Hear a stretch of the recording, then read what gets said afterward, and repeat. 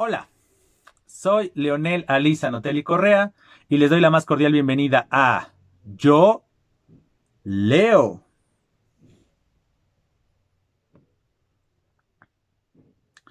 En este lunes de literatura vamos a tratar el tema de el vanguardismo. Pues, sin más preámbulo, comencemos. Hablar de vanguardismo es hablar de un cambio de paradigma. Cambio de paradigma que es producto de infinidad de situaciones, desde situaciones sociales, políticas, económicas y en consecuencia artísticas. De ahí que este video, que va a ser el primero de dos, en donde toquemos este tema del vanguardismo, hablemos precisamente de cuál es el contexto histórico y cultural que rodea este cambio de paradigma, para después adentrarnos a la mención de cuáles son las características de las vanguardias, cuáles son las vanguardias más destacadas y en consecuencia cuáles son tanto los representantes como las características de cada una de estas vanguardias. Todo esto para posteriormente, en otro video, ver esas vanguardias, todo ese contexto, todo ese cambio de paradigma, simple y únicamente reflejado en la literatura. ¿Correcto? Obviamente, muchas de estas vanguardias pues solamente fueron exclusivamente literarias, de ahí que se esté tomando en consideración para este canal que ciertamente toca temas de comunicación y de literatura. Y además, hoy es lunes de literatura. Entonces, a pesar de que vamos a hablar del arte en general y de las situaciones políticas, sociales y en consecuencia culturales, obviamente todo va a ir encaminado hacia la literatura. De ahí que en algunos momentos no toque aspectos muy exactos, muy puntuales de las vanguardias, porque no olvidemos el objetivo tanto de este día, que es lunes de literatura, como de este canal de YouTube. Entonces, aclarado lo anterior, comencemos ciertamente con este contexto. Es decir, y el contexto en el sentido tanto, insisto, histórico y todo lo que implica lo histórico, como lo cultural y en consecuencia lo artístico. Partamos del hecho de que las vanguardias tienen su simiente a finales del siglo XIX, pero su gran detonación o su gran detonante o su gran explosión tuvo lugar a principios del siglo XX, es decir, en las primeras 3 décadas del siglo XX es donde vamos a ver ciertamente esta necesidad de crear nuevas formas de expresión. Entonces, en consecuencia, si nosotros inferimos o nosotros partimos del hecho de que las vanguardias tienen su simiente, tienen su origen a finales del siglo XIX y por lo tanto principios del XX y las primeras décadas del siglo XX comienza a haber esta necesidad de crear formas distintas a las tradicionales para expresar cualquier tipo de arte, no nos importa en este momento, no puntualizaremos solamente en lo literario, sino cualquier tipo de arte, la necesidad de expresarlo de manera distinta, obviamente esta necesidad viene de un contexto de la realidad. Entonces, si nosotros vemos los manuales de historia, vemos los documentos históricos, precisamente nos podremos dar cuenta de que tanto en Europa como obviamente aquí en América, e incluso en Asia, en África y demás, hay ciertas situaciones, ciertos movimientos revolucionarios, armamentísticos y en consecuencia políticos y en consecuencia artísticos que van a ver en todo este conjunto pues la necesidad inherente del ser humano de quererse expresar de alguna manera. Y entonces esa necesidad de expresar esa situación, esas circunstancias, pues se van a ver reflejada en distintas artes. Entonces, aterrizando estos primeros momentos, estos primeros puntos, entonces entendamos eso, que a finales del siglo XIX y principios del siglo XX, en muchas partes del mundo, puntos que son referentes para el demás mundo, hay situaciones, hay personajes que van a implementar consciente o inconscientemente en la mayoría de las personas esta necesidad de un cambio, no solamente un cambio de régimen político, no solamente un cambio de economía, sino un cambio incluso de expresar el arte. Y ahí es donde entra precisamente las vanguardias. Entonces, ¿por qué se le conocen a esta serie de movimientos como vanguardias? Pues muy fácil.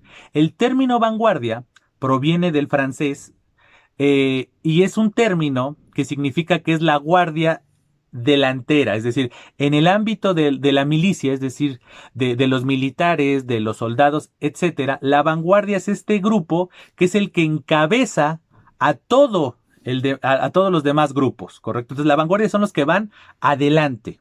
¿Correcto? Y entonces ahí tendremos que entender, es la famosa avanzada. Nosotros en español, en el mundo de la milicia también se le conoce como esta es la avanzada. Cuando hay mítines o cuando hay conjuntos y hay grupos el movimiento, la marcha, por decirlo así, no importa de qué tipo de marcha sea, existe un grupo que encabeza a los demás, se le llama avanzada. Pero bueno, en el ámbito en la lengua francesa y en esta jerga, por decirlo así, de la milicia, pues se le conoce como vanguardia. Y entonces la vanguardia es este grupo que encabeza, este grupo de avanzada, que va hasta el frente y todo lo que simboliza estar al frente. Entonces ahí tenemos ese aspecto. Entonces partamos de esta situación. ¿Por qué se le conoce como vanguardia? ¿Por qué estos grupos de artistas se autodenominaron como vanguardistas? Y entonces hay diferentes lecturas de que hayan escogido ese término, esa palabra, ¿no? Y todo lo que simboliza. Por un lado, pues partamos del primer hecho. El primer hecho es que esta palabra, este contexto, implica pelea. Correcto, es decir, el término vanguardia surge de la milicia, es decir, es algo que cuando nosotros pensamos en milicia, pensamos en soldados, y al pensar en soldados pensamos en guerra, ¿no? Y en estos contextos, más en estos contextos. Tal vez hoy en día pues no hay tantas guerras, sí hay conflictos armados y demás, pero ya no está en este concepto que nosotros tenemos que tener muy claro de la guerra, y entonces automáticamente pensar en la guerra es alistarte al ejército para ir a combatir, pelear y matar o morir, literalmente. Entonces pensemos en ese primer aspecto. Vanguardia es igual a pelear, ¿correcto? Porque viene incluso el término de la misma milicia. Entonces, el movimiento vanguardista tiene este espíritu de combatir, no con armas, sino a partir de el arte. ¿Correcto? Entonces ahí tenemos el primer aspecto que nosotros tenemos que considerar simbólicamente. O sea, no es de a gratis, no, nada viene de la nada y nada es gratis en este mundo, por decirlo así. En el aspecto de la comunicación ni del uso de palabras, no es de gratis que estos artistas hayan escogido la palabra vanguardia para englobar toda la serie de movimientos y todo lo que implica, como lo veremos a continuación. Entonces, primer aspecto. Segundo aspecto. Otro símbolo que nosotros podemos identificar de las vanguardias es el carácter de espacio que usan las vanguardias en este ámbito de la milicia, es decir, estar hasta el frente. ¿Correcto? ¿Qué significa estar hasta el frente? Simboliza dos cosas. La primera, que vas a ser el primer grupo en pelear. Entonces eso simbólicamente es como que este grupo de artistas estaba diciendo de manera simbólica nosotros somos los únicos que vamos a combatir contra el status quo. Estamos hablando del mundo del arte, no estamos hablando de la guerra en realidad. En esta guerra hipotética o simbólica del arte, pensemos que los vanguardistas están diciendo eso. Nosotros vamos a ser el primer grupo que en realidad va a pelear. Ahorita voy a decirles contra qué estaba peleando, por decirlo así, los artistas vanguardistas. Pero ese es ese símbolo o esta primera acepción de haber también escogido la palabra vanguardia. Vamos a ser el primer grupo que va a combatir. ¿Correcto? Vamos a ser un grupo de combate. A partir del arte, sí, pero de combate. Y el otro simbolismo de también haber escogido el término vanguardia es que al ser el primer grupo, el que está hasta adelante, no está siguiendo a nadie, ¿correcto? Al contrario, los están siguiendo. Los grupos vanguardistas les gusta ser seguidos, es decir, no seguir, sino que los sigan. Entonces, ahí está el aspecto fundamental del vanguardismo, ¿correcto? Entonces, por un lado tenemos que es este grupo combatiente, de choque. Y por el otro lado, tenemos este aspecto fundamental de que las vanguardias son grupos que no siguen a nadie, pero al contrario, sí van a ser seguidos. Entonces, insisto, que se haya determinado el uso del término vanguardia, no es de a gratis. Entonces, ya tenemos ese primer elemento que tiene que llamarnos la atención. O sea, y ahora sí, vienen los cuestionamientos. Es decir, ¿contra quién combatían los vanguardistas? Los artistas vanguardistas, ¿contra quién combatían? Y entonces la respuesta es simple. Por un lado, contra la tradición. Es decir, porque las tradiciones artísticas, sin importar el arte, la pintura, la literatura, la escultura e incluso la represión, la representación audiovisual, por decirlo así. Aunque claro, cuando surgen las vanguardias, pues es cuando estaba surgiendo el cine. Entonces, pero las representaciones audiovisuales yo me quería referir al teatro. Obviamente el cine va a ser, por decirlo así, una pequeña evolución del teatro, ¿correcto? Porque el teatro son actores que están representando un papel. La única diferencia era el soporte, por decirlo así. Obviamente ha ido cambiando la tecnología en el cine. Ya, ahora sí, el cine ya explota esos recursos y esas herramientas que en algunos momentos se pueden emplear en el teatro, pero que no es acorde al teatro, ¿no? Porque la pantalla verde y usar ciertas tecnologías, algunas tecnologías que se usan en el cine, sí se pueden implementar en el teatro, pero otras no, otras son inherentes del cine. Pero pensemos que el origen del cine también está ciertamente relacionado con las vanguardias, ¿no? Entonces también es un acto revolucionario de representación. Pero obviamente el cine en su momento también fue un arte vanguardista, por decirlo así, porque sí cambia el paradigma total, pero no con tanta claridad ni con tanto énfasis como sí ocurrió en las otras artes, insisto, las artes pictográficas y las artes escriturales, es decir, las literarias. Entonces tenemos ese primer aspecto fundamental. Entonces, las vanguardias, ¿contra quién combatían? Es nuestra pregunta detonadora, por decirlo así. Pues peleaban contra la tradición, querían expresar las nuevas formas. Es como si estos artistas jóvenes, ¿qué hicieron? Primero, y eso es un aspecto importante para entender que es un buen revolucionario a su vez, de manera simbólica, de manera indirecta, pero los vanguardistas nos enseñaron, o nos están enseñando, porque o sea, su legado sigue vivo a pesar de que ellos ya hayan fallecido, y las vanguardias ahora tal vez sea lo más cercano a nosotros, aunque el arte tradicional no se ha perdido, pero a lo que quería llegar es, los vanguardistas nos demostraron, o desde mi punto de vista, nos demostraron qué es o cómo debe de ser un buen revolucionario. ¿A qué me refiero? Los vanguardistas, antes de explotar esta nueva forma de expresión, primero dominaron las artes clásicas, las artes tradicionales. Es decir, en el mundo de la pintura, las primeras pinturas de estos personajes que les voy a mencionar a continuación, primero siguieron los modelos, siguieron los estilos, siguieron las formas clásicas o tradicionales.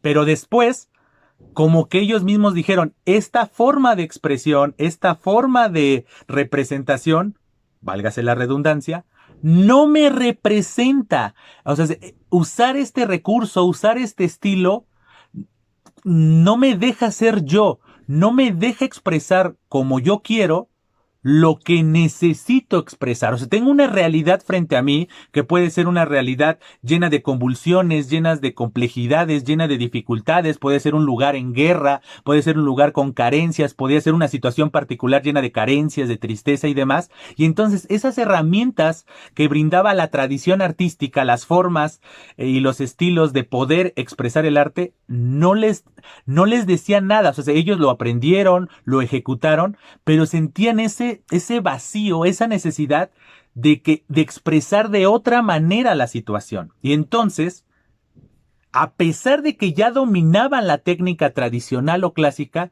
ellos buscan otras maneras. Ellos sí, ahí literalmente sí quisieron revolucionar las formas de expresión, sin importar, insisto, el arte. No importa si era pictográfico o era literario. Correcto, estamos hablando de vanguardias artísticas, no estamos hablando de vanguardias sociológicas, antropológicas, políticas, económicas, no. Estamos hablando de vanguardismo artístico, ¿correcto? Entonces, estos artistas, a pesar de que dominaban los estilos y las herramientas y los recursos y los elementos puntuales del arte clásico tradicional, en algún momento dijeron, estas formas no me satisfacen, por decirlo así, no me brindan lo que yo necesito expresar, las formas en las que yo quiero expresar lo que siento, lo que veo, lo que percibo, lo que interpreto. Y en consecuencia, a partir de esos modelos clásicos, ellos comienzan a revolucionar las formas de expresión. Porque él entonces les decía que ellos nos muestran cómo es o cómo debe de ser un buen revolucionario por esta razón. Para poder revolucionar algo, primero se tiene que dominar lo que se quiere sustituir, lo que se quiere derrocar. No es un acto visceral, es decir, los artistas vanguardistas no se levantaron un día y dijeron, voy a ir en contra de la tradición y punto. No sé ni qué es la tradición, no sé en qué consiste, no la domino, no la conozco. No fue un acto de berrinche de como no sé pintar, como no sé escribir de la manera tradicional, entonces voy a escribir yo como se me pegue la gana y lo voy a generar en moda y voy a hacer mi berrinche y quiero que ahora todo el mundo escriba como yo o que pinte como yo. No, sino en sus inicios conocieron y en consecuencia dominaron esas artes, pero en algún momento la situación, ya sea general o particular del artista, los empujó a decir de manera indirecta o directa, estas formas no me representan. Yo voy a crear una nueva forma de representación del arte que sí esté ad hoc con mi necesidad y en consecuencia tal vez con la necesidad de mi generación, porque mi generación ya no se siente representada con las formas y los estilos de los artistas de antes, ¿correcto? Y entonces, pero fue producto de una toma de conciencia, no solo de la situación, sino de que los recursos y los mecanismos, las formas y los estilos, en este caso artísticos, no eran suficientes para expresar esa realidad. No olvidemos, el arte parte de la realidad. Hablábamos en anteriores videos esto de la mímesis y la poiesis. El arte se basa en mímesis y poiesis. La creación, la poiesis, se basa de esta combinación realidad-ficción que es la mímesis. Entonces, a pesar de que sea el arte más abstracto, el arte más absurdo, el arte más fantástico, como lo llamamos nosotros, no, tiene que tener ciertos elementos que partan de la realidad para que nosotros los espectadores, para que nosotros los lectores, el público en general, lo podamos entender de una u otra manera, porque de lo contrario va a dificultar esta comunicación que existe entre artista y el público. Entonces ahí tenemos ese primer elemento. Entonces las vanguardias son eso, son este movimiento en el que los artistas de manera clara y evidente le dicen al mundo, las formas y estilos tradicionales o clásicos ya no nos son útiles. No significa que las vamos a desaparecer, porque muestra de ello es que hoy en día, 100 años después del surgimiento de las vanguardias, muchos artistas siguen viendo en el modelo tradicional y en el modelo clásico la forma perfecta de expresarse. Entonces, entendamos también eso. O sea, los vanguardistas crean una nueva forma, no derrocan la anterior. O sea, si no quieren de golpe y tajada decir, no, ya no se va a volver a escribir, no se va a volver a pintar, no se va a volver a representar como se representaba antes. No, sino ellos proponen o hacen ver que las formas tradicionales ya no son útiles en ciertos aspectos. Algunos sí serán tajantes, no lo voy a negar. Hay algunos vanguardistas que sí eran tajantes y dicen, no, ya lo antiguo no sirve, tenemos que revolucionar todo, tenemos que cambiar todo. No lo niego. Sí hay vanguardias o artistas de estas vanguardias que sí eran demasiado determinantes en ese sentido de mostrar o querer implementar que el arte pasado, las formas y estilos del pasado eran absurdas, ¿no? O sea, ya no tenían sentido, ya no tenían utilidad, ni nada por el estilo, ¿no? Entonces, ahí está ese elemento fundamental, pero en esencia, ya viéndolo gracias a 100 años de distancia, hoy en día podemos decir que las vanguardias, sí hay un cambio de paradigma, porque obviamente las vanguardias pues revolucionan la forma de expresar las ideas, las situaciones y demás, pero no derrocan el arte tradicional, ¿correcto? O sea, no derrocan ni en el sentido mecánico, por decirlo así, de hacer arte, ni en el sentido de desaparecer artistas. Decir, no, Shakespeare ya no es nada, Shakespeare ya no nos dice nada, Cervantes ya no nos dice nada, estos grandes clásicos, ¿no? Molière ya no nos dice nada, los románticos en el siglo XIX, los artistas del siglo XIX ya no nos dice nada. No, no, no. Los neoclásicos del siglo XVIII ya no nos dicen nada. No, sino en el sentido de que las situaciones que estaban teniendo lugar a finales del XIX y principios del XX necesitaban una nueva forma de expresión. ¿Correcto? Y entonces ahí viene esta propuesta. Pero al ser una nueva propuesta, un nuevo estilo, obviamente es un cambio total, es un golpe tajante, pero no desaparece el pasado. Como les digo, hoy en día lo podemos nosotros percibir. No ha cambiado el arte tradicional, el arte clásico, las formas se han adaptado muchas veces, se han hecho combinaciones entre lo que hoy lo que se conocía como vanguardista y clásico, se han entremezclado, mismos artistas tienen algunas obras al modelo clásico y otras obras al modelo vanguardista, etcétera. Y obviamente hay artistas que dicen, no, no, no, no, yo solamente soy clásico y siguen representando, ya sea de manera pictográfica o de manera literaria, siguen usando los modelos antiguos, por denominarlos así. Aunque pues ya las vanguardias ya tienen 100 años, pues ya también se están haciendo un poco, ya se están arraigando en la cultura, por decirlo así. Claro, comparado con 29 siglos del arte tradicional, el arte clásico, pues obviamente pues sigue siendo un bebé, por decirlo, estas formas que surgieron hace 100 años. Entonces ya tenemos este panorama y simbólicamente lo que les decía, es muy importante ver ese simbolismo de por qué este grupo de artistas se autodenominó vanguardias, lo que simboliza ser vanguardista,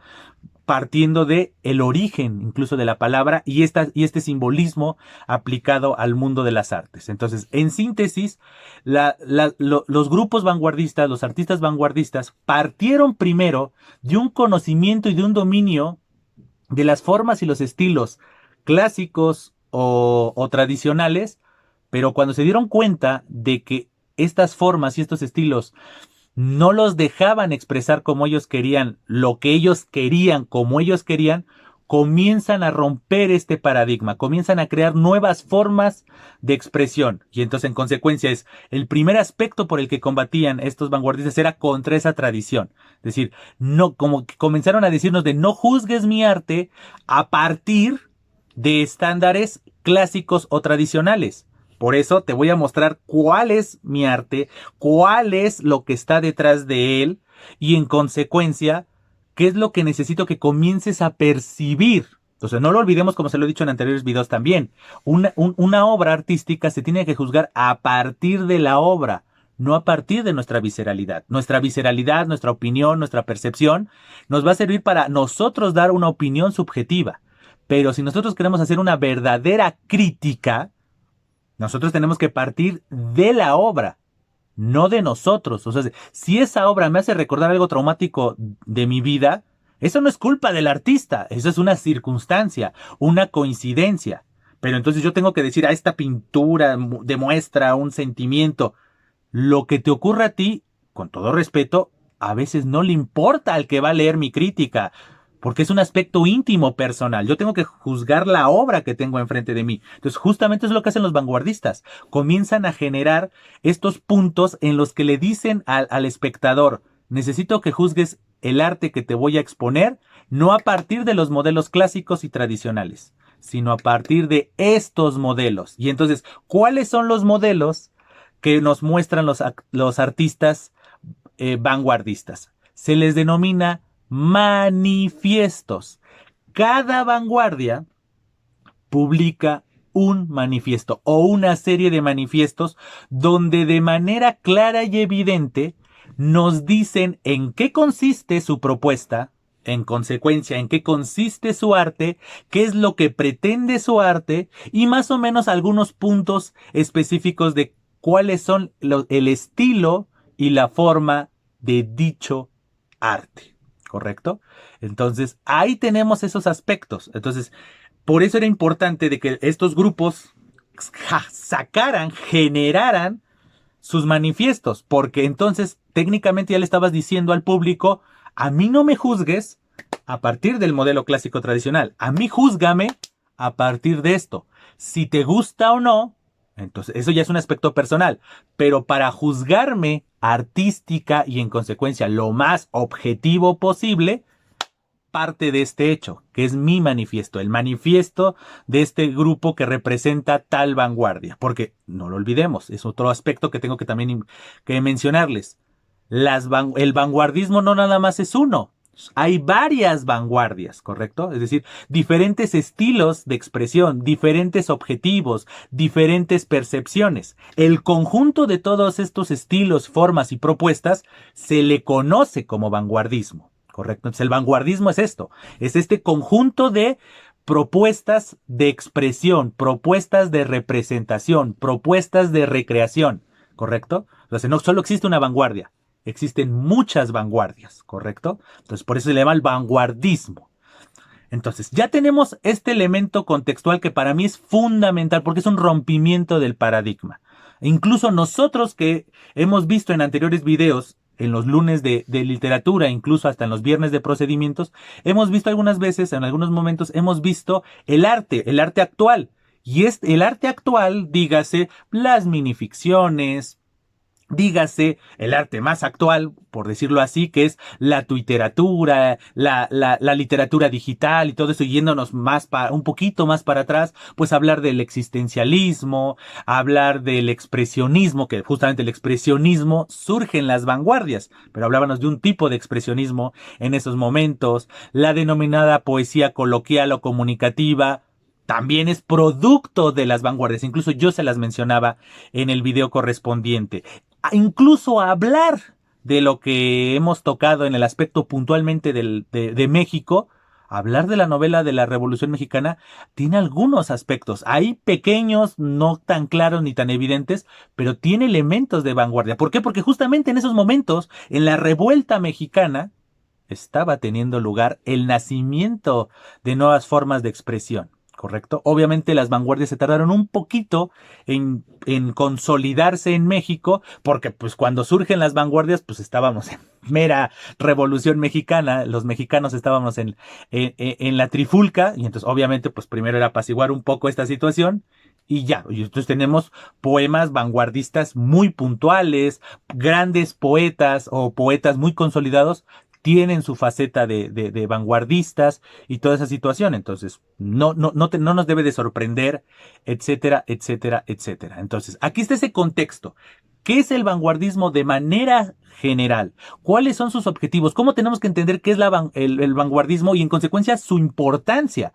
Porque es un cambio de paradigma. Es un ejemplo a seguir, incluso socialmente, porque les decía, o sea, de manera indirecta, o no sé, incluso de manera directa, los vanguardistas nos enseñan cómo ser un revolucionario. ¿Quieres revolucionar algo? Primero conoce, domina lo que quieres cambiar. No simplemente párate un día y dices, a mí no me gusta esto y lo voy a cambiar y entonces voy a comenzar a manifestarme. No. O sea, primero domina, conoce a la perfección lo que quieres cambiar para que tengas el fundamento y decir, tanto conozco esto que esto no me representa. Esto necesita cambiarse, necesita modificarse. En consecuencia, aquí está mi propuesta, pero una propuesta que nace del conocimiento, no de una necesidad de, es que necesitamos un cambio, y entonces no me importa, pero ¿por qué quieres cambiar algo que no conoces? Esa pregunta, por decirlo así, se la hicieron los artistas vanguardistas y la respondieron de muy buena manera, porque ellos primero conocieron el arte clásico tradicional. Dijeron, este arte no nos representa, sus formas y estilos no nos brindan las herramientas que nosotros necesitamos para expresar lo que queremos expresar. En consecuencia, aquí viene una serie de propuestas. Y estas propuestas son cada una de las vanguardias que les voy a mencionar a continuación. Entonces, aquí tenemos este primer aspecto.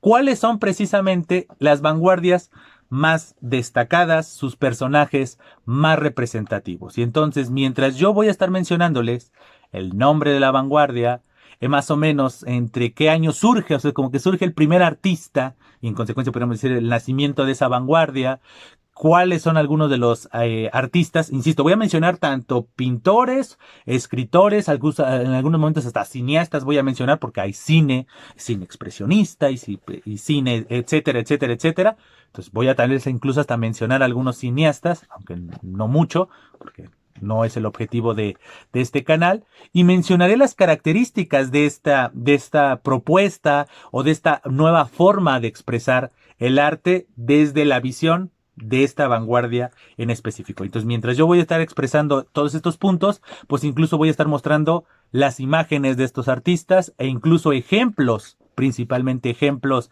pictográficos o audiovisuales de este tipo de arte. Entonces, comencemos con la primer vanguardia, que es cronológicamente hablando, es la primera porque su primer representante es de finales del siglo XIX, que la primera vanguardia es el impresionismo, ¿correcto? El impresionismo nosotros lo podemos colocar en los anales de la historia en el año de 1874, como ven, pero obviamente no tuvo tanta repercusión porque en esas épocas pues había, ¿no? Había otro arte que es el que era el preponderante, pero comienza a surgir esta necesidad y este nuevo estilo de expresar la interpretación de la realidad, la misma realidad, etcétera, ¿correcto?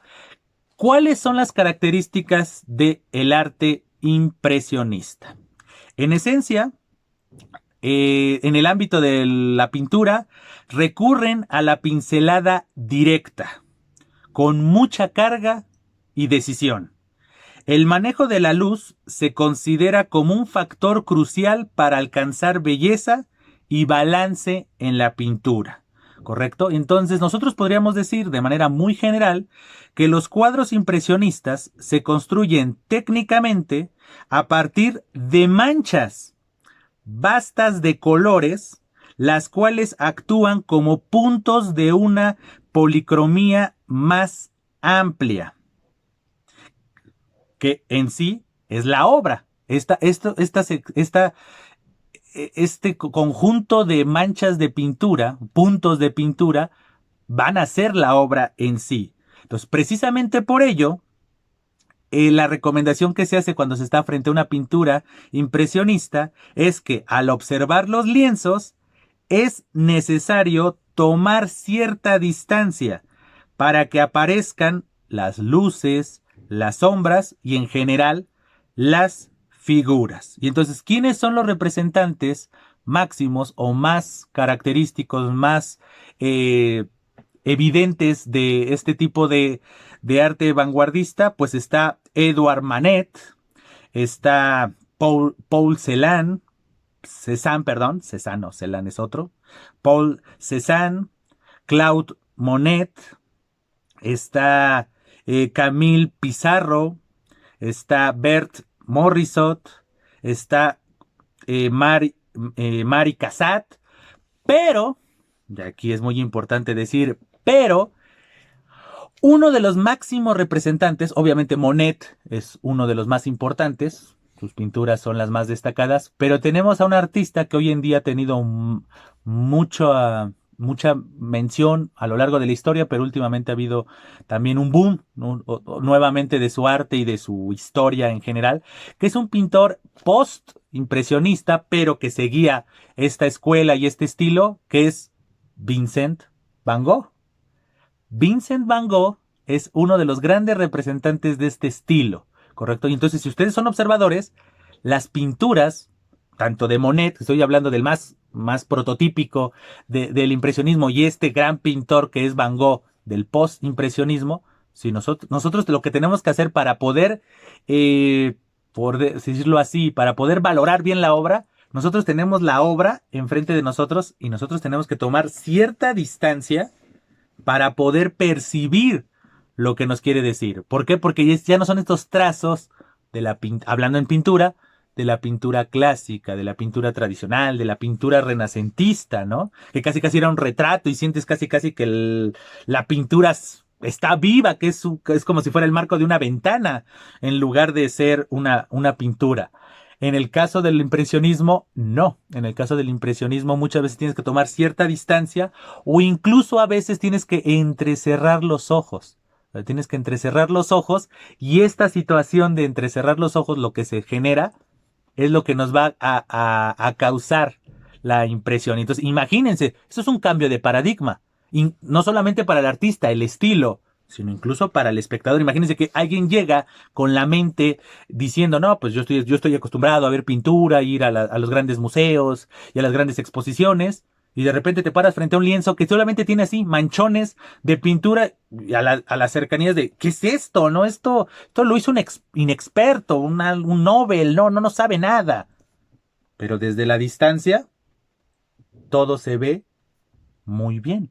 Y entonces lo que te está solicitando esta vanguardia es que tomes distancia frente al arte para que puedas percibir lo que nos quiere exponer el artista. Entonces ahí tenemos un ejemplo puntual. Entonces los invito, además de estos ejemplos que les puse del impresionismo, algunas fotos y demás, pues los invito, incluso si ustedes en algún momento tienen la oportunidad de una exposición de pintura impresionista, vayan y van a ver esto que yo les mencioné. Ahorita pues les mostré fotos, ¿no? Y las fotos pues obviamente no nos facilitan ni nos acerca a la posibilidad de ver esto que les menciono del estilo y los manchones y demás. Sino si tienen la posibilidad, háganlo o investiguenlo, ¿no? O sea, se pueden investigar más pinturas, más ejemplos de esta posibilidad, de esta propuesta artística que da el impresionismo. Y les digo, hasta existe el post-impresionismo y tenemos el excelente ejemplo de Vincent Van Gogh. Bien. Vámonos a la otra vanguardia. Vamos a mencionar otra vanguardia, que es el fauvismo. ¿Correcto? Entonces vamos a hablar del fauvismo. ¿Qué es el fauvismo? ¿Cuáles son las características del fauvismo? En esencia y de manera muy resumida, muy sintetizada, podemos decir que el fauvismo cuestiona el arte como representación de la realidad, abogando por un arte subjetivo que expresa sentimientos por medio del color. ¿Correcto? Es decir, este término del fauvismo es producto de un crítico. ¿Correcto? Un crítico donde fue a una exposición y de repente mencionó que este tipo de pinturas eran fauve, o bueno, mi francés es muy malo, no sé cómo se pronuncia fauve, fauve o algo así, que es el término en francés que significa fiera. ¿Correcto? Como que dijo, esta pintura es una representación muy fiera, es la ferocidad, ¿no? Entonces, son como muy fieras estas pinturas, representan esta cualidad, y entonces, ¿por qué se le menciona o por qué se le caracteriza al fauvismo como algo feroz y demás? Porque en esencia a este tipo de arte se le denomina así por su violencia cromática. Estamos otra vez hablando en el mundo de la pintura, etcétera. Entonces, obviamente otro elemento es por sus agresivos contrastes, ¿correcto? Las tintas planas, la simplicidad en el dibujo y obviamente la ausencia del famoso claroscuro que imperaba en la tradición pictográfica. Entonces, ¿quiénes son algunos de los principales representantes del fauvismo? Pues está Henri Matisse y André Derain, ¿correcto? Entonces, estos dos pintores, que estamos viendo algunas de sus obras ahorita, pues representan, como ustedes pueden ver en las simples imágenes, pueden ver este fauvismo, es decir, esta ferocidad. Entonces, como pueden ver, es otra propuesta que si ustedes comparan estas pinturas que acabamos de ver con pinturas clásicas, por decirlo así, o con el modelo clásico, el modelo renacentista, aunque cambiara la corriente artística imperante en el momento, las bases eran las mismas. Usar el manejo de la luz, el manejo del claroscuro de una u otra manera, que pues no deja de seguir siendo un manejo de la luz y el contraste, etcétera. Y ya vimos que el fauvismo cambia, ¿no? Desde el uso de qué colores y la forma de representación, la forma de los dibujos, las representaciones, etcétera. Entonces ahí tenemos otra propuesta, ¿correcto? Vámonos a la tercera vanguardia que les voy a mencionar, que es el expresionismo. Yo ya les había mencionado en anteriores videos un poco del expresionismo, ¿no? Que era esta forma, en esencia, así como de lo que importa para el artista es expresarte, no el cómo, sino el qué, darle prioridad al qué está expresando, más no al cómo, lo cual pues obviamente es un cambio de paradigma, porque el arte, pues es, si hablando un poco desde la perspectiva de las funciones de la lengua, la función poética es expresar, usar este recurso, esta herramienta que es la lengua, que es en común en todos, usar esta herramienta tan cotidiana, pero con un fin artístico y estético, significa que tienes que que modificar algo y que de repente llegue algo que estaba tan anclado como esta expresión estética, artística, y de repente que te dijeran, no importa tanto el cómo lo dice, sino el qué dice. Entonces un poco ese es el expresionismo, así se los referí en su debido momento en el video relacionado con el existencialismo, la literatura existencialista y el expresionismo, que estaban muy cercanos uno del otro, hablando de la mitad del siglo XX. Pues ahora vamos a profundizar sobre el expresionismo, ya en todas las artes, ¿no? Principalmente en el arte pictográfico, aunque como ya vimos, también se ve reflejado en alguna medida en el arte literario. Entonces, más o menos, ¿cuándo podemos nosotros poner en los anales de la historia el surgimiento del expresionismo?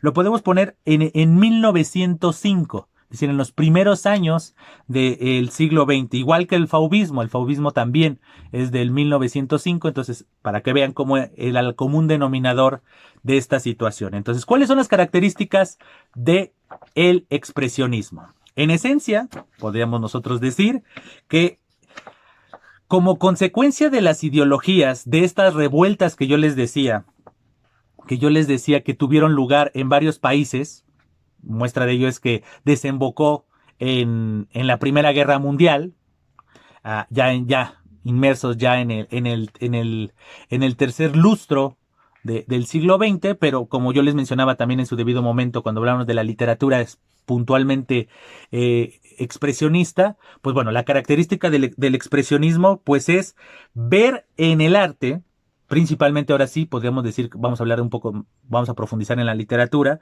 pues ver una postura ante la vida, tal cual, ¿no? O sea, por medio de un cambio de las formas de expresión, las cuales, a pesar de darle seguimiento a las demás vanguardias, todas las vanguardias que, tanto las que les he mencionado como las que les voy a mencionar a continuación, la característica esencial del expresionismo es la reconstrucción de la realidad. Como yo les decía, o sea, ya no importa tanto el cómo lo dices, sino el qué dices y sobre qué dices. O sea, el expresionismo tiene como fundamento en la reconstrucción de la realidad, por decirlo así. O sea, en el sentido de que voy a reflejarte esa realidad porque la realidad está destruida, incluso hasta en el germen de la filosofía que está detrás del expresionismo, hay esta necesidad de llenar vacíos, por decirlo así. Entonces ahí tenemos ese aspecto fundamental. Entonces por eso tenemos artistas tan importantes, representantes de este movimiento como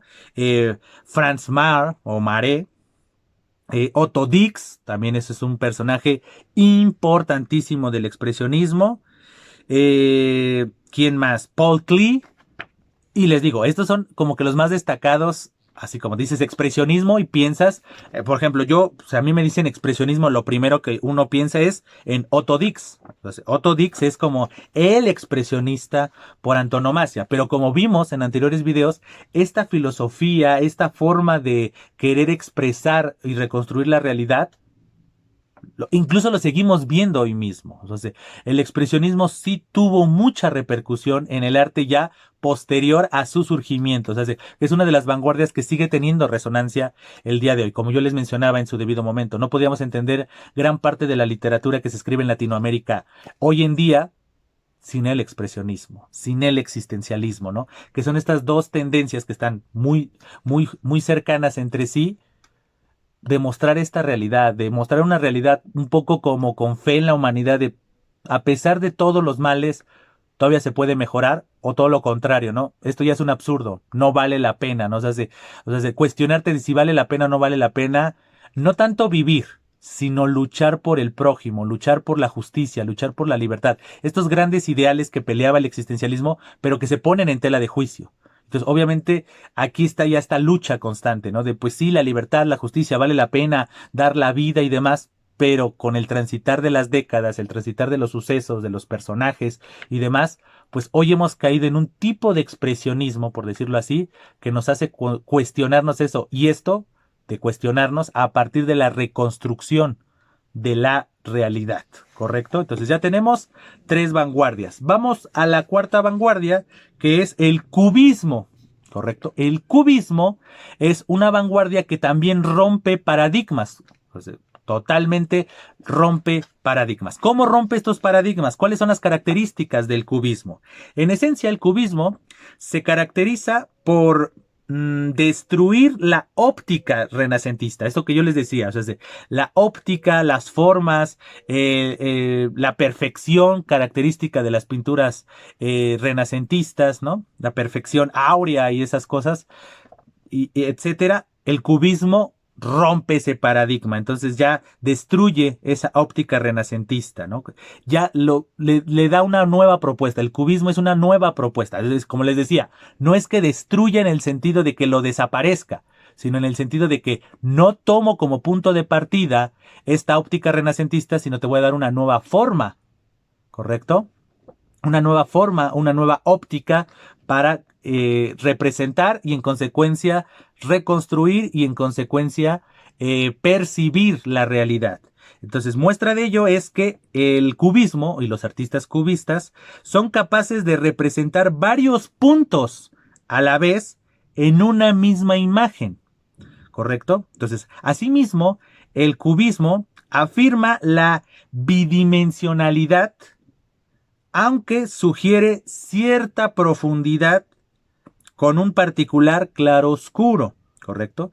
Por otro lado, el arte cubista, que es principalmente pictográfico, niega la luz impresionista y los modula en tonos neutros y pardos, mediante el uso de la faceta. ¿Qué es la faceta? Son estos pequeños planos de color superpuestos, ¿correcto? Entonces como que juega con la profundidad, juega con los, ¿cómo se podría decir? Con los matices y juega con el acomodo de los objetos, incluso con la forma de representar los objetos. Muestra de ello es que este movimiento, esta vanguardia, no trata de captar la realidad presente ante el artista, como ocurría antes en el arte clásico o tradicional, sino que crea a partir de la realidad una imagen propia o nueva, ¿correcto? Y entonces, ¿dónde nosotros podemos ver este tipo de representaciones? Como lo están viendo, como lo estamos viendo en estos momentos en las obras que les estoy ejemplificando, mientras les digo las características para que más o menos vayan aterrizando estas características, pues lo vemos en estos superpuestos. Incluso lo podemos ver cuando hacen un retrato y en vez de que sea el retrato prototípico y demás, que casi casi sea un reflejo de la realidad, pues incluso cambian, ¿no? Cambian en dónde están las partes, ¿no? O sea, por eso podríamos decir que es como el cubismo. O sea, podríamos hacer una analogía hoy en día, en esta época no existía esa analogía, pero hoy en día, hoy, 2020, podemos hacer la analogía de el cubo Rubik, ¿no? Que cuando lo cambias, ¿no? O sea, la perfección sería que todo estuviera en sus colores, ¿no? Todos, pero de repente cuando lo desarmamos para poder poner el reto, por decirlo así, esa perfección que estaba en el origen, o por la que en este juego específico del cubo Rubik, queremos a la que aspiramos otra vez, ahí está. Y entonces la propuesta del cubismo es que a pesar de que tú muevas los elementos, muevas la profundidad, muevas incluso las partes de lo que se está dibujando, ahí sigue. Es como si fuera un rompecabezas. La perfección ahí está. Vamos a quitar la palabra perfección, porque tal vez el cubismo no buscaba perfección, aunque el arte busca representar de manera fiel, en consecuencia perfecta, lo que pretende, no la realidad, lo que pretende, su propuesta de realidad. Darle esta voz a las posibilidades, al hubiera, como lo hemos mencionado en distintos videos. Pero el rompecabezas, ahí está lo que yo quiero representar. Entonces pensemos el cubismo así. O sea, como de no importa el acomodo de los objetos. Ahí están. O sea, lo que yo quería era representar X o Y, persona X o Y postal. Yo lo quería representar. ¿Cómo lo represente? Eso no debe de importar. Porque ahí está lo que quería representar.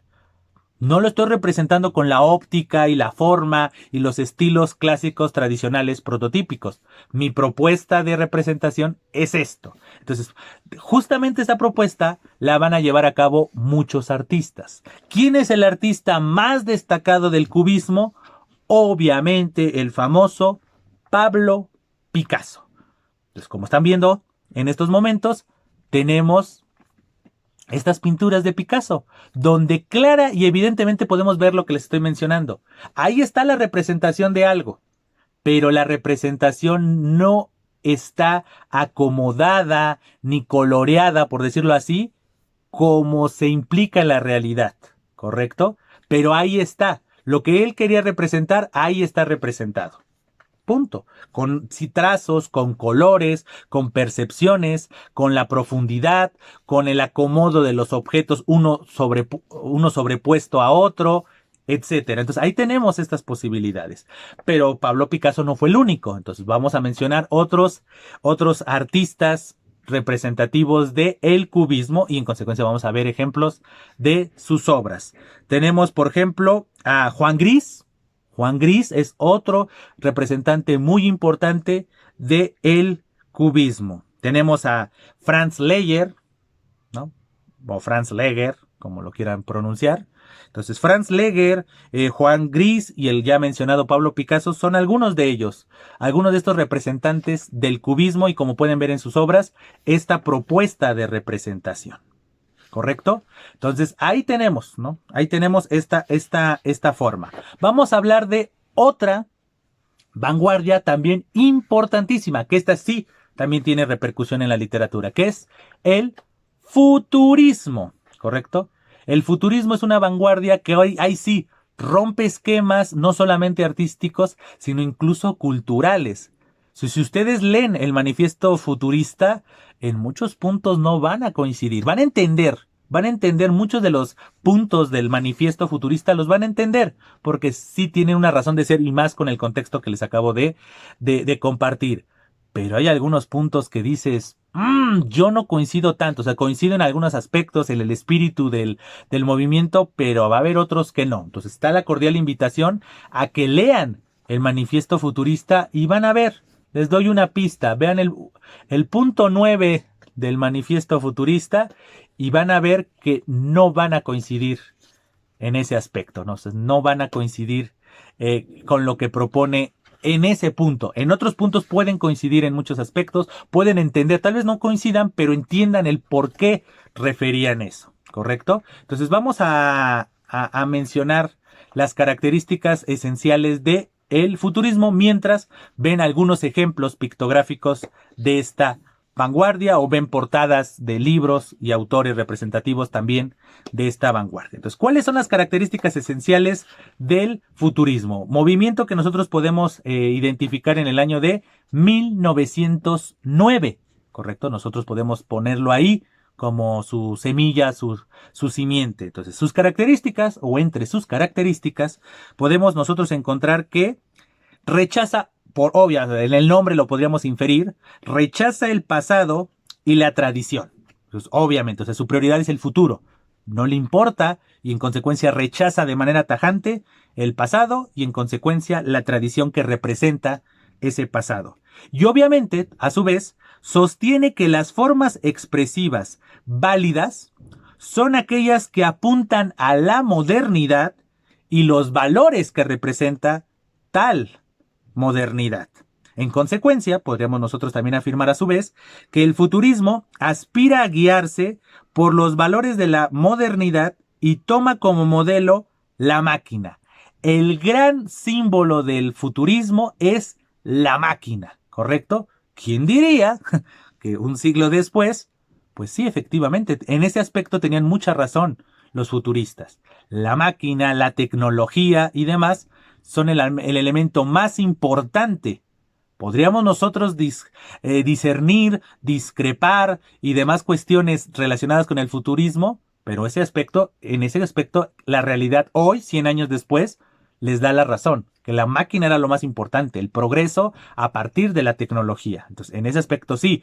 Obviamente había un pequeño inconveniente que también ha caído hoy en día y es el aspecto a discrepar con el futurismo, darle más importancia a la máquina que al ser humano, a los seres vivos en general. Entonces, ahí tenemos ese aspecto donde sí podríamos contrastar. Pero bueno, sigamos profundizando un poco en las características del futurismo. Entonces, como les decía, el modelo o el símbolo máximo del futurismo es la máquina, ¿no? Y todo lo que caracteriza, el campo semántico alrededor de las máquinas. Dígase la velocidad, la fuerza, la energía y el progreso, ¿no? El famoso progreso que estaba imperando a finales del siglo XIX con la filosofía de Augusto Comte, el famoso positivismo y la ciencia y etcétera, pues el futurismo tal vez de ahí se basó un poco para generar la importancia y la preponderancia de las máquinas.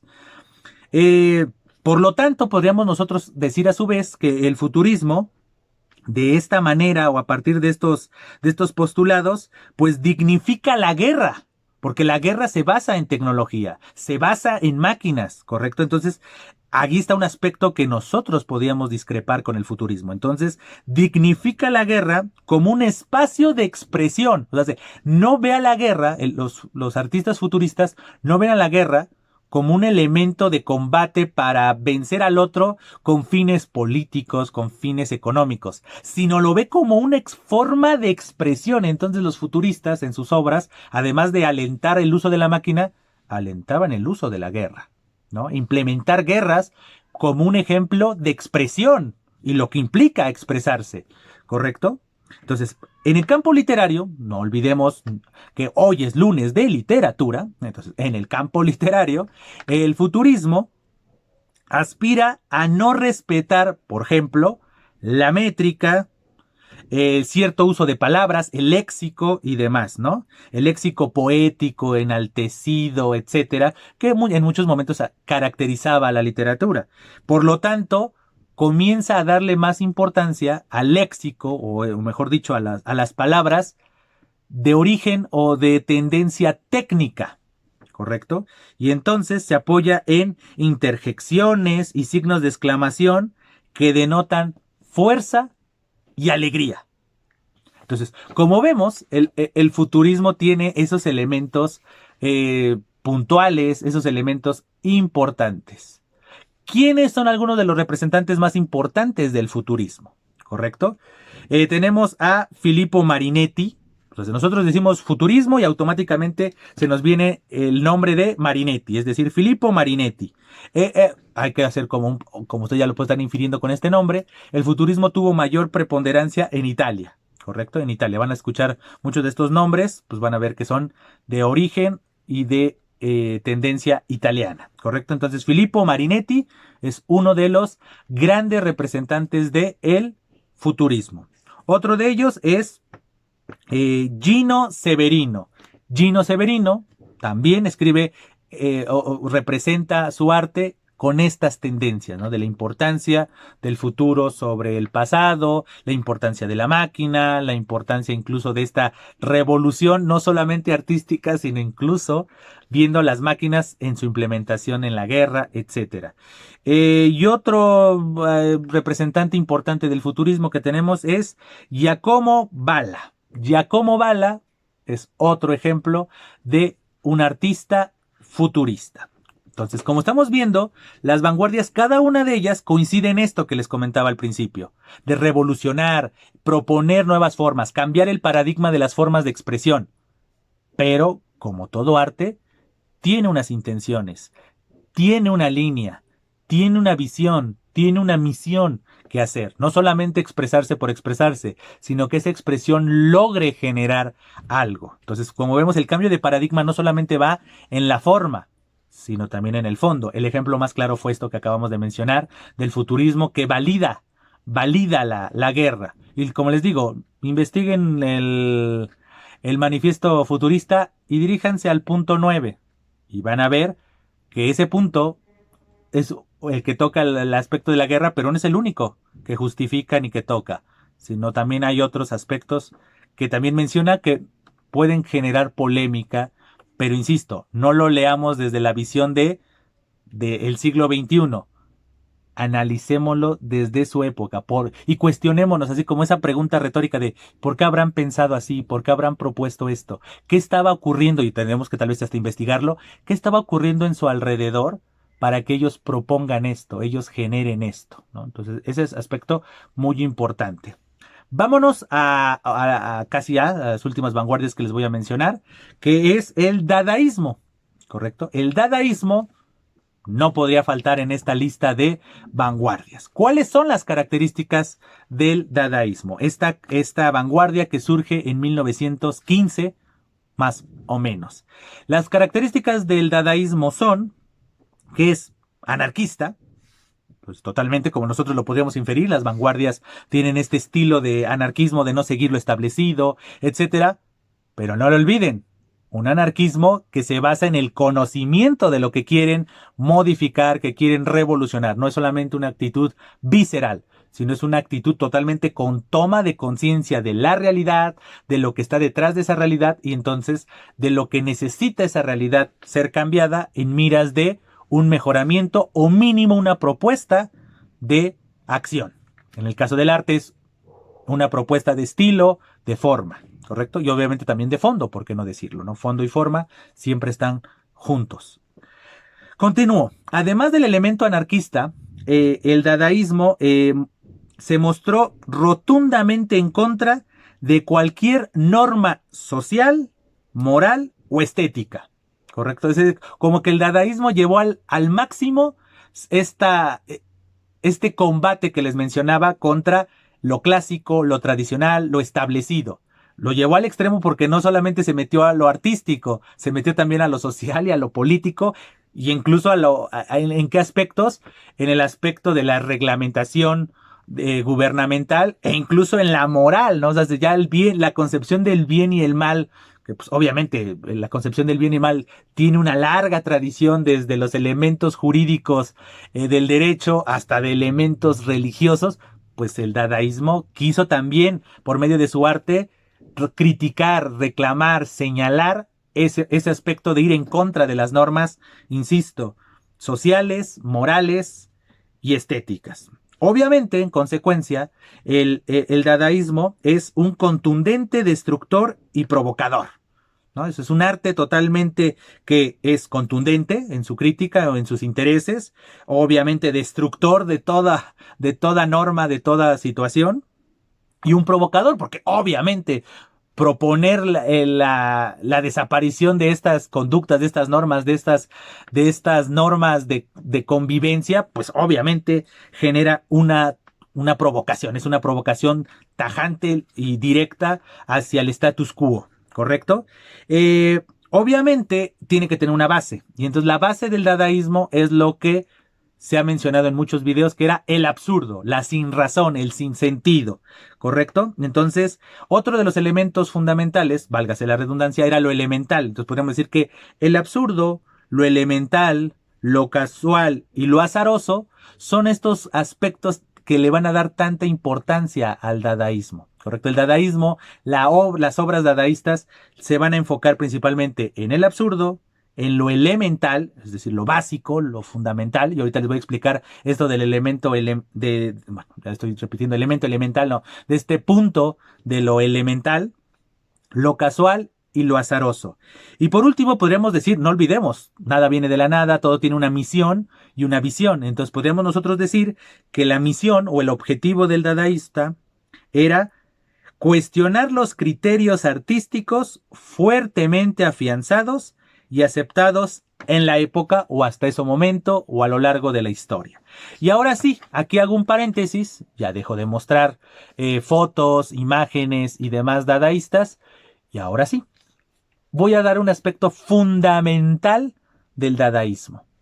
Dadaísmo, su prefijo, porque casi como están observando todas las vanguardias terminan en ismo, por eso también se les conoce como las vanguardias o los ismos, ¿correcto? Porque son como doctrinas, son escuelas que se siguen, ¿correcto? Entonces por eso también se le conoce a las vanguardias como ismos.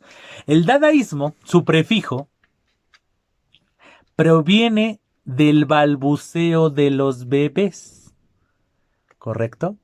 Entonces cuando los bebés están aprendiendo a hablar, apenas, o todavía no aprenden a hablar, esos sonidos que ellos generan se les llama balbuceos.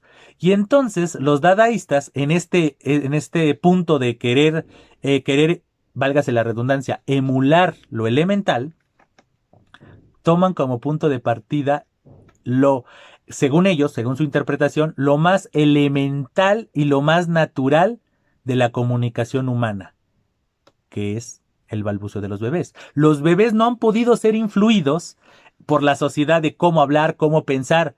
Y entonces ellos partieron o tomaron como símbolo el balbuceo de los bebés como un mecanismo de comunicación, porque ellos afirmaban, por decirlo así, un bebé no ha sido manipulado por el status quo, no ha sido manipulado por el gobierno, no ha sido manipulado por los dogmas religiosos, no ha sido manipulado por nadie. Y entonces él, ¿cómo se comunica? ¿Qué es lo primero que le nace? ¿Qué es la forma natural que él ve para comunicarse? El balbuceo. ¿Y cuál es la característica de los balbuceos o cómo se simboliza el balbuceo? Dada.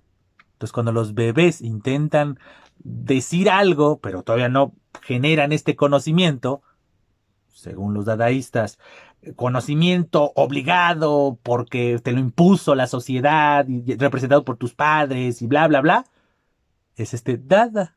Y entonces de ahí surge el dadaísmo. El dadaísmo, este simbolismo del balbuceo de los bebés, es tomado a su vez como un símbolo de la comunicación natural, no impuesta por el status quo, como le estaba mencionando, ¿no? O sea, el status quo, estas reglas, algunas escritas y otras no escritas, no la tienen los bebés. Y entonces los artistas dadaístas ven en el balbuceo de los bebés ese símbolo de comunicación no determinada por la tradición, por las leyes, por lo que les decía yo, el status quo, como que el status quo puede sintetizar todo lo que les quiero decir, ¿no? Entonces, ahí está. Entonces, nosotros podemos encontrar que la mayoría de las composiciones de tendencia dadaísta son obras donde se mencionan palabras al azar, ¿correcto? Es como si ustedes recortaran palabras, las metieran en una tómbola, en una bolsa, en un saco y demás,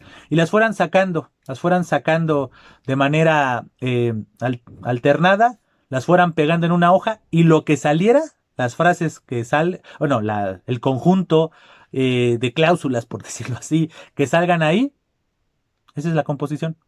¿Por qué? Porque incluso los bebés, cuando están apenas aprendiendo a hablar, que escuchan una palabra y la repiten y demás, no entienden de sintaxis, no entienden de nada de orden gramatical. Pues ellos nada más hablan por hablar, ¿no? Por decirlo así. Desde el balbuceo hasta cuando todavía no pronuncian con un orden establecido, pues piensen que muchas de las composiciones dadaístas así eran. Los poetas agarraban recortes de periódicos, de libros, de revistas y demás, los metían y al azar agarraban esas palabras, las pegaban en una hoja y voilà, ahí está mi composición.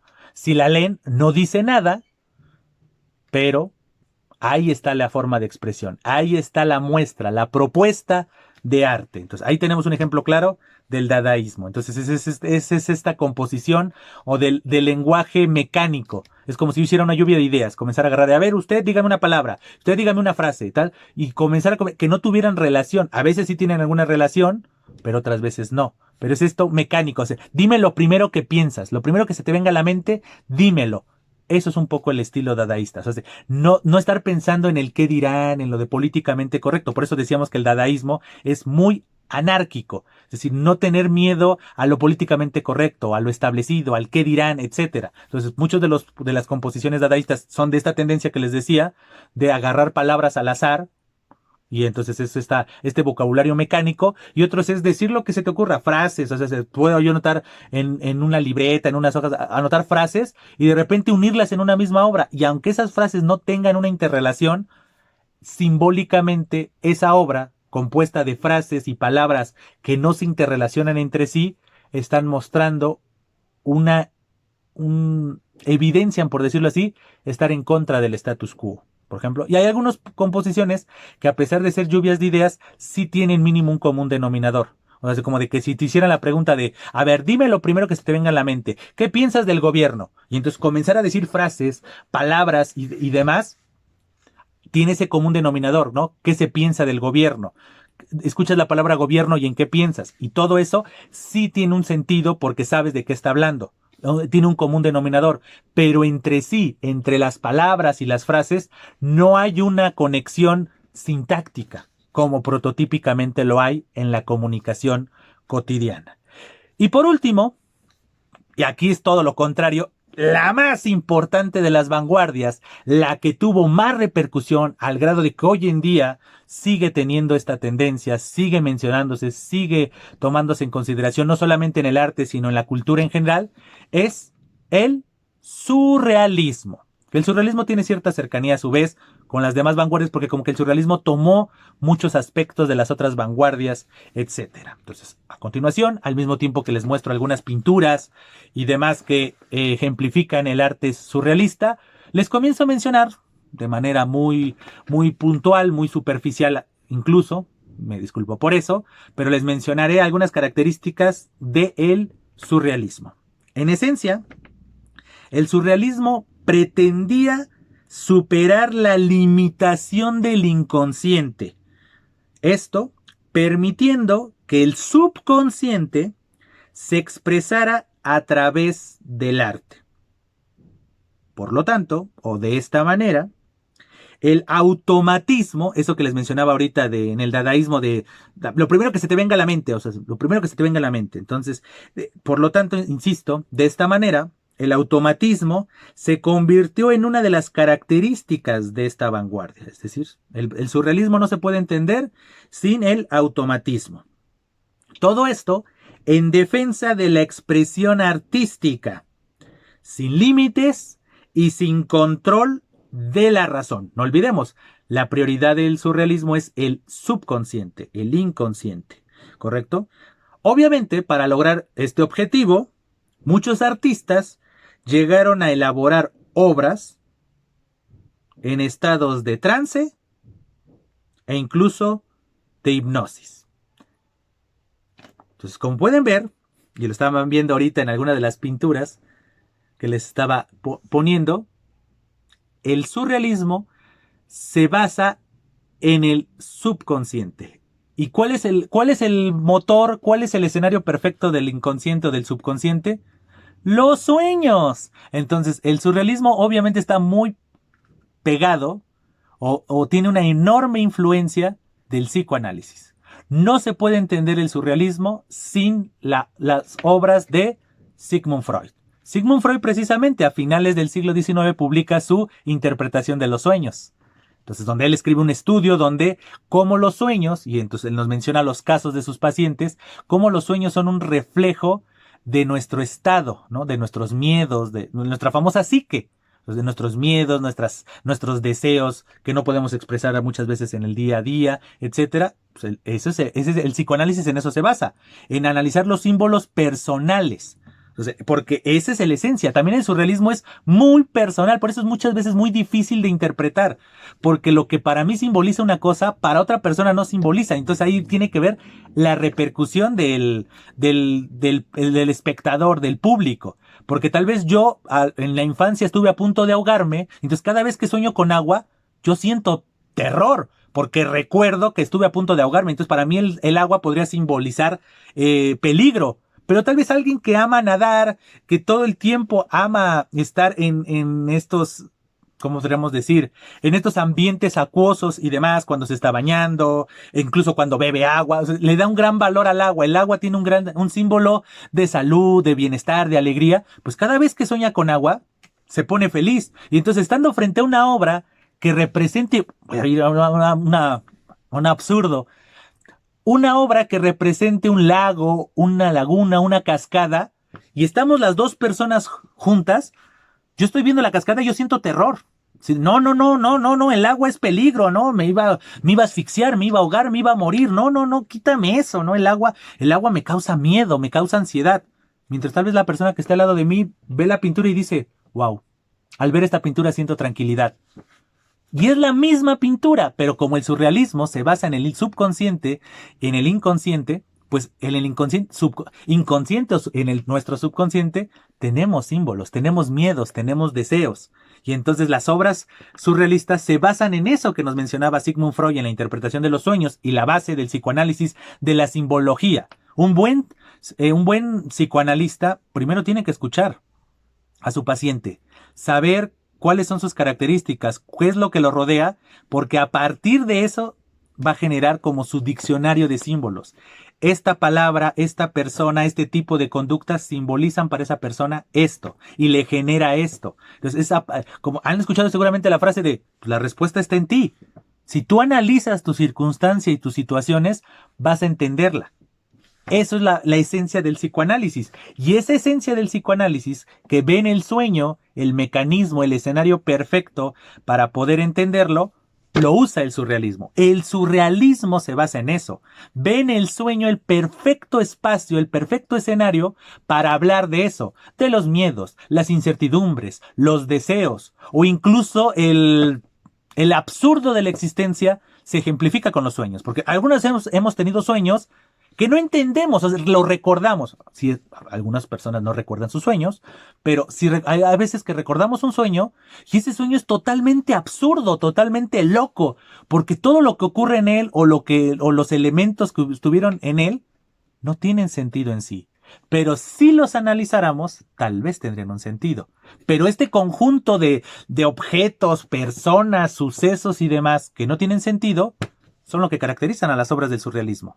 Todo este conjunto, toda esta revolución y este remolino de situaciones, de ideas, de objetos, de personas, etcétera, lo vemos en las obras surrealistas. Entonces, si nosotros tenemos una obra en donde lo que impera es el mundo onírico, el mundo de los sueños, y en consecuencia toda esta situación simbólica, vamos a entender que es surrealista. Como ven, mientras yo estaba diciendo las características, estaba poniéndoles algunas pinturas, porque el surrealismo no solamente fue escritural, ¿no? Ni en el ámbito del psicoanálisis trasladado al arte, no solamente ese arte fue literario, también, insisto, como lo estaban viendo o lo estuvimos viendo, también se ve en el arte pictográfico. ¿Cuáles son algunas de estas, cuáles son algunos de los artistas más representativos del surrealismo? Esta vanguardia que surge en 1924, por decirlo así, es decir, próximamente va a cumplir 100 años esta vanguardia, que como ven, tomó elementos de todas las anteriores, ¿no? Tomó estos elementos de la forma de representación, esto de lo autómata, que es muy el estilo del dadaísmo, ¿no? Escribe lo que piensas. O sea, tú dime lo que sientes, porque a partir de ahí se genera, porque si estás escogiendo esa palabra inconscientemente, pero ese inconscientemente en realidad la usaste por alguna razón. Hay que estudiar cuál es esa razón. Eso es lo que hace el psicoanálisis. En el caso del arte tú expresas lo que quieras expresar como lo quieras expresar y pues todas esas palabras, todos esos sucesos simbolizan algo para ti. Pero esos sucesos, esos objetos van a representar y simbolizar algo más para otra persona. Y ahí es donde entra esta interacción. Entonces, por eso les digo, muchas veces las obras surrealistas e incluso las obras vanguardistas en general son muy difíciles de interpretar porque aquí quien está hablando en realidad es uno, no el artista ni la obra. Porque la obra ahí está y esa obra me va a generar algo. Y la interpretación que voy a decir es totalmente subjetiva. Como yo les decía antes, ¿no? Es decir, aquí era de base en la crítica a partir de la obra. En la vanguardia es más difícil. Porque es así como de, todo lo que yo diga en realidad me está reflejando a mí, no al artista. El artista puede decir, yo lo que intenté expresar en mi obra es esto. Pero porque para él esas palabras, y en consecuencia lo que simbolizan esas palabras, para él representan algo. Pero eso que le representa a él o a ella, no me representa a mí. Yo lo interpreto de otra manera. Entonces, como ven, ahí está ese cambio de paradigma. Entonces, si ustedes están frente a una obra vanguardista, ahí sí pueden ser más subjetivos, ahí sí pueden hablar a partir de su experiencia. Pero si están analizando una obra escrita en el modelo clásico tradicional, ahí sí no pueden caer en esto de yo pienso, yo creo. Entonces, ven, ahí está creo que un aspecto fundamental del cambio de paradigma, en la interpretación. En las vanguardias la interpretación recae muchas veces más en el espectador. Caso contrario de las obras escritas en el modelo clásico tradicional, donde ahí sí, uno tiene que ser totalmente objetivo, ver la obra, analizarla, porque tu meta es entender la obra. Y aquí, por lo visto, las vanguardias lo que pretenden es que nos entendamos nosotros, que nos interpretemos nosotros a partir de la obra. Entonces, para que vean, entonces, creo que ese es un elemento fundamental. Cada vez que ustedes estén frente a una obra vanguardista, piensen que lo que dicen está proyectándolos a ustedes. Y si ustedes aplican de mala manera esta técnica para obras escritas de la manera clásica o tradicional, se están quemando. No solamente porque están haciendo mal la interpretación, sino porque están reflejándose a ustedes mismos. Entonces, aprendan en dónde sí y en dónde no. En obras de carácter vanguardista, totalmente desborden su interpretación y su esencia como seres humanos. En obras escritas de la manera clásica o tradicional, aprendamos a ser lo más objetivo posible. Analizar la obra, entender la obra, sin tomarme en cuenta a mí. Lo que yo crea, lo que yo piense y lo que yo haya vivido no le importa a la obra. En el caso del vanguardismo, la mayoría de las veces sí le importa al artista y a la obra, de manera indirecta, le importa lo que somos nosotros, quiénes somos nosotros y lo que hemos vivido nosotros. ¿Correcto? Y casi ya para cerrar, mencionemos a algunos de los autores más representativos del surrealismo. Y voy a mencionar y voy a poner algunas de sus fotos para que los conozcan y algunas de sus obras si es que es necesario. ¿Quiénes son los representantes más importantes del surrealismo? Pues obviamente tenemos a André Breton. Decimos surrealismo y automáticamente nos tiene que surgir el nombre de André Breton. Que André Breton vino a México. Siempre seguramente alguna vez se van a escuchar que André Breton dijo que México era el país más surrealista del mundo, ¿no? Por todo lo que lo caracteriza, por todas las situaciones, las tradiciones y demás. Pero bueno, ese es un dato cultural al margen. André Breton. Otro artista surrealista importante es René Magritte. René Magritte es otro pintor importantísimo representante del surrealismo. Luis Buñuel. Luis Buñuel no solamente lo podemos ver en algunas composiciones escriturales, lo vemos en el cine. Luis Buñuel grabó películas aquí en México, ¿no? Grandes películas. Entonces, pero tienen elementos surrealistas. Pero si queremos ver a Luis Buñuel más surrealista, tenemos que ver a Luis Buñuel de sus orígenes, ¿correcto? Entonces, pero si vemos cualquier película de Luis Buñuel, vamos a ver ese elemento surrealista constantemente, muchas veces matizado, pero van a tener esos elementos puntuales y exactos, característicos del surrealismo que nos van a evidenciar más a nosotros que de lo que uno podría creer o pensar. Sigamos con otro nombre de otros artistas surrealistas. Tenemos a Joan Miró. Joan Miró es otro artista que es imprescindible cada vez que hablamos de surrealismo. Y por último, y otro artista importantísimo del surrealismo es Salvador Dalí. ¿Correcto? Salvador Dalí él mismo era un personaje, pero sus obras representan precisamente las características fundamentales de el surrealismo.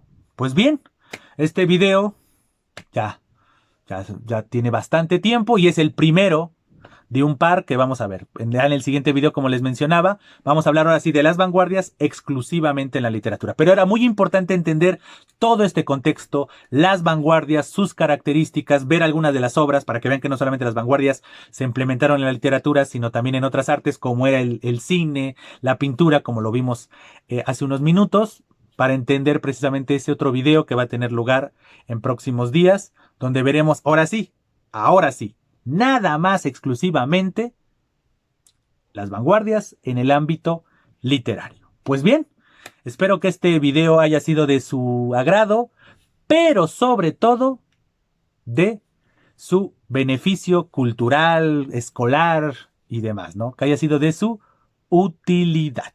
Pues bien, antes de despedirme, también como siempre, les hago la cordial invitación a suscribirse al canal, a recomendarlo, a que hagan sus comentarios, qué artistas de estos conocen ustedes, cuál es su vanguardia, si conocen ya de vanguardias, cuál es su vanguardia favorita, por qué, y ahorita pensando en el video de los próximos días, pues, ¿qué vanguardias literarias ustedes me recomendarían que hable a profundidad, hable a detalle, que la considere?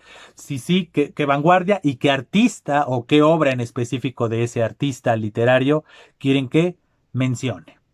A su vez, pues también les hago la cordial invitación a seguirme en mis redes sociales, dígase Facebook, Instagram y Twitter, en donde precisamente me pueden hacer sus comentarios al respecto de este video y de todos los demás que están en el canal, hacerme sugerencia de temas.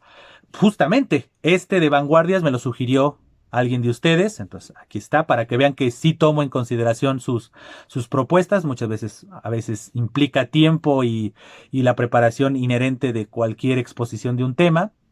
Pero bueno, precisamente este tema de vanguardias, algunos de ustedes me lo sugirieron y aquí está, ¿no? Porque precisamente este canal es por y para ustedes. Entonces también igual en redes sociales me pueden hacer sus sugerencias, sus comentarios o simple y llanamente enviarme un saludo.